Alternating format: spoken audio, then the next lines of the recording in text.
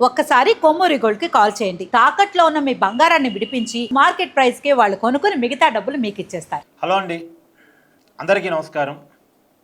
శనివారం రాత్రి హైదరాబాద్ శివారు ప్రాంతమైనటువంటి మొహినాబాదులో బీఆర్ఎస్ మాజీ ఎమ్మెల్యే పైలట్ రోహిత్ రెడ్డి ఫామ్ హౌస్లో జరిగినటువంటి డ్రగ్స్ పార్టీ ఇప్పుడు తెలుగు రాజకీయాల్లో కలకలం సృష్టిస్తుంది. ఒకవైపు తెలంగాణలో బీఆర్ఎస్ కాంగ్రెస్ నాయకుల మధ్య మాటల యుద్ధం కొనసాగుతోంది. బీఆర్ఎస్ పార్టీ వర్కింగ్ ప్రెసిడెంట్ కేటీఆర్కు కాంగ్రెస్ పార్టీ పీసీసీ అధ్యక్షులు మహేష్ కుమార్ గౌడ్కు మధ్య ఛాలెంజ్ వారు నడుస్తూ ఉంది. మరొక పక్క ఆంధ్రప్రదేశ్లో టీడీపీని కార్నర్ చేయడానికి ఈ అవకాశాన్ని వైసీపీ గట్టిగా వాడుకునే ప్రయత్నం చేస్తూ ఉంది.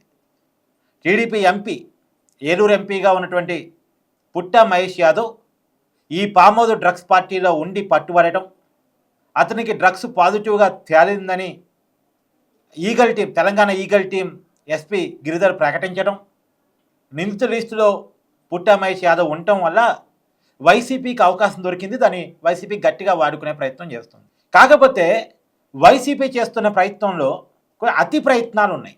దీన్ని నేను పాయింట్అవుట్ చేస్తున్నాను. మామూలుగా వైసీపీ ఏమని డిమాండ్ చేయాలి? పుట్ట మహేష్ యాదవ్ని సస్పెండ్ చేయాలనో టీడీపీ పార్టీ నుంచి, అతని మీద ఇంకేమైనా చర్యలు తీసుకోవాలనో, ఒక ఎంపీ అయ్యుండి డ్రగ్స్ పార్టీలో పాల్గొనడం ఏంటనో ఇలా అడిగే ప్రయత్నం చేయొచ్చు, ఇలా కార్నర్ చేసే ప్రయత్నం చేయొచ్చు. ఇలా అడిగే ప్రయత్నం, కార్నర్ చేసే ప్రయత్నం తప్పు కాదు. నిన్న ఆ డ్రగ్స్ పార్టీ విషయం తెలవగానే నేను కూడా మన కట్టగారి ఛానల్లోకి వీడియో చేశాను. ఎవరైనా సరే క్వశ్చన్ చేయాలి. ఒక ప్రజాప్రతినిధి డ్రగ్స్ పార్టీలో దొరకటం అనేది సిగ్గుచేటు, దాన్ని క్వశ్చన్ చేయాల్సిందే. కాకపోతే వైసీపీ చేస్తున్నలా ఏంది? దానికి చంద్రబాబు నాయుడికి, దానికి నారా లోకేష్కి, దానికి టీడీపీ పార్టీకి లింకు పెడుతూ వాళ్ళు ప్రచారం చేసే ప్రయత్నం చేస్తున్నారు. దీనివల్ల వైసీపీకి అసలుకి మొదటికే మోసం వస్తుంది. ఇప్పుడు పుట్ట మహేష్ యాదవ్ ఏమైనా చంద్రబాబు నాయుడు గారికి, నారా లోకేష్ గారికి చెప్పి పైలట్ రోహిత్ రెడ్డి పార్టీకి వెళ్ళాడా? అది పూర్తిగా వ్యక్తిగత విషయం. ఆ వ్యక్తిగత విషయంలో తప్పు జరిగిందని తెలంగాణ ఈగల్ టీం చెప్తుంది. దానికి ఈ పార్టీకి ఏంటి సంబంధం?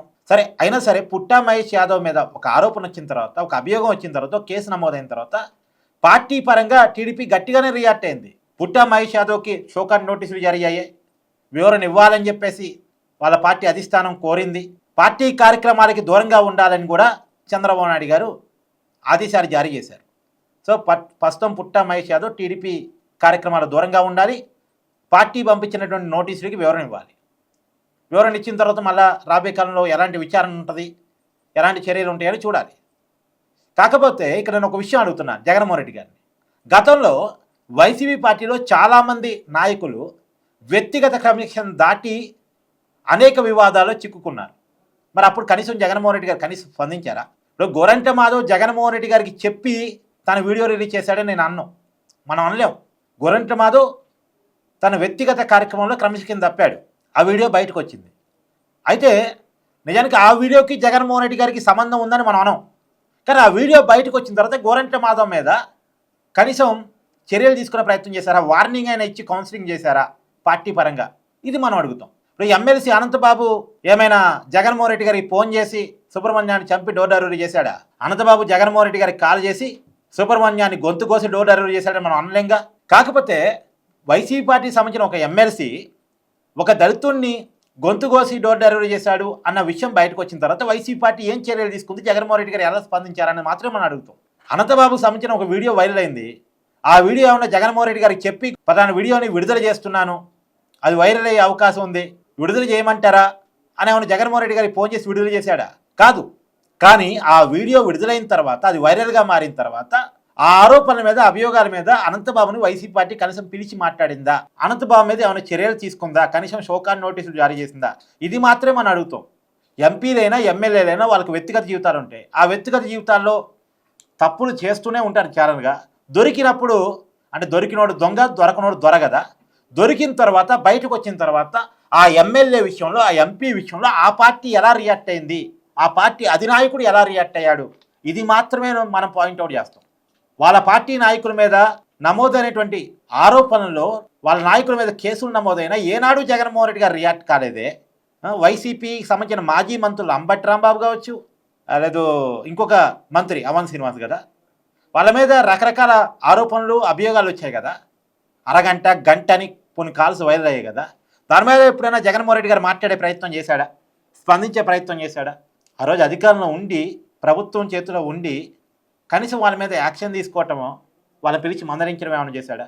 సరే, అది జగన్మోహన్ రెడ్డి గారు దీన్ని టీడీపీకి పూసే ప్రయత్నం చేసినప్పుడు తనంతాను ఒకసారి క్వశ్చన్ చేసుకోవాలి. ఇది కూడా పక్కన పెడితే ఇంకొక విషయం మనం ఇక్కడ క్లియర్గా మాట్లాడుకోవాలి. జగన్మోహన్ రెడ్డి అధికారంలో ఉన్నప్పుడు ఆంధ్రప్రదేశ్ అనేది డ్రగ్స్కి గంజాయికి హబ్గా మారిన మాట వాస్తవం. గంజాయి ఉత్పత్తి అయ్యేది ఆంధ్రప్రదేశ్లో. ఇది నేను చెప్పడం కాదండి. తెలంగాణలో కరీంనగర్లో ఒక ఇన్సిడెంట్ జరిగితే కరీంనగర్ జిల్లా ఎస్పీ ప్రెస్ మీట్ పెట్టి ఈ గంజాయి ఆంధ్రా నుంచి వస్తుంది, మేము ఆపలేకపోతున్నాం, అంత పెద్ద ఎత్తున ఆంధ్రాలో ఉత్పత్తి అవుతుంది అని ఏరియా పేరుతో సహా చెప్పాడు. ఎక్కడ ఉత్పత్తి అవుతుందో కూడా చెప్పాడు, తెలంగాణ ఎస్పీ చెప్పాడు. అంటే అఫీషియల్గా ఆ రోజు గంజాయి ఉత్పత్తికి ప్రభుత్వం సపోర్ట్గా నిలిచింది, వైసీపీ పార్టీ సపోర్ట్గా నిలిచింది.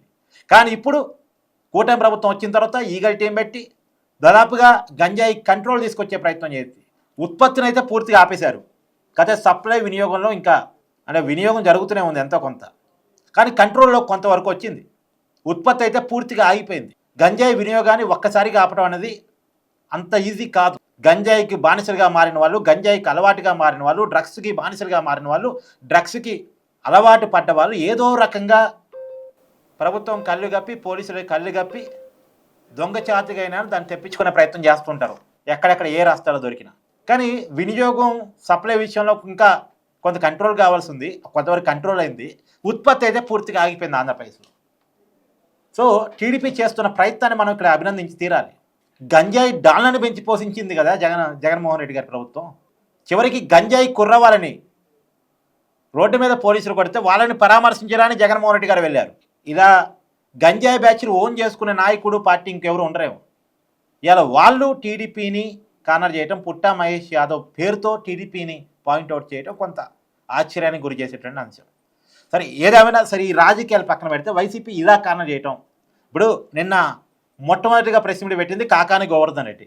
ఆ కాకాని గోవర్ధన్ రెడ్డి మీద ఉన్న ఆరోపణ ఏంది? ఆయన నకిలీ మద్యాన్ని సప్లై చేసి ఎన్నికల సమయంలో గెలవటం కోసం, అంటే బ్రాండెడ్ సీసాలో నకిలీ మద్యాన్ని పోసి జనాన్ని సప్లై చేశాడు అని ఎన్నికల టైంలో మద్యం మంచుతారు కదా, బ్రాండెడ్ సీసాలో నకిలీ మద్యాన్ని పోసి పంపిణీ చేశాడని ఆరోపణలు ఆయన మీద ఉన్నాయి. ఆయన వచ్చి నిన్న డ్రగ్స్ మీద ప్రెస్ మీట్ పెట్టి మాట్లాడుతున్నాడు. ఏం చెప్పాలి ఇక? సార్ ఈ రాజకీయాలు పక్కన పెడితే మనం జర్నలిస్టులుగా మాత్రం డ్రగ్స్ కేసులో ప్రజాప్రతినిధులు పట్టుబట్టడం అనేటువంటిది నిజానికి ఇది విచారకరం. వాళ్ళ మీద చర్యలు ఉండాలి. ప్రజాప్రతినిధులు కూడా మనం వ్యక్తిగత జీవితంలో క్రమశిక్షణ అవసరం. మీరు ప్రజలకు ఆదర్శంగా ఉండాలి. పుట్టా మహేష్ యాదవ్ మీద మంచి రెస్పెక్ట్ ఉంది, ప్రజల్లో కూడా మంచి రెస్పెక్ట్ ఉందండి, సూపర్ రెస్పెక్ట్ ఉంది. నేను ఒక వీడియో ఆయన రిలీజ్ చేస్తే అక్కడ ప్రజలంతా ఆయనకి మద్దతు ఇస్తున్నారు. ఎందుకంటే ఎప్పుడు వివాదాల్లో లేడు, ఒక అవినీతి మరక ఆయన మీద లేదు. ఇప్పటివరకు ఏలూరు ఎంపీలో ది బెస్ట్ ఎంపీ ఇతను. సరే, ఇతనికి సపోర్ట్గా ఎందుకున్నారు ఏంటి అనే దాని మీద సపరేట్ వీడియో చేసే ప్రయత్నం చేద్దాం. కానీ ఏదైనా ప్రజాప్రతినిధులు వ్యక్తిగత జీవితాల్లో ఆదర్శంగా ఉండాలి. కాకపోతే ఇక్కడ వైసీపీ చేస్తున్నటువంటి ఒక రాజకీయ రచ్చ మీద మీ అభిప్రాయాన్ని కూడా కామెంట్ చేసే ప్రయత్నం చేయండి. Thank you.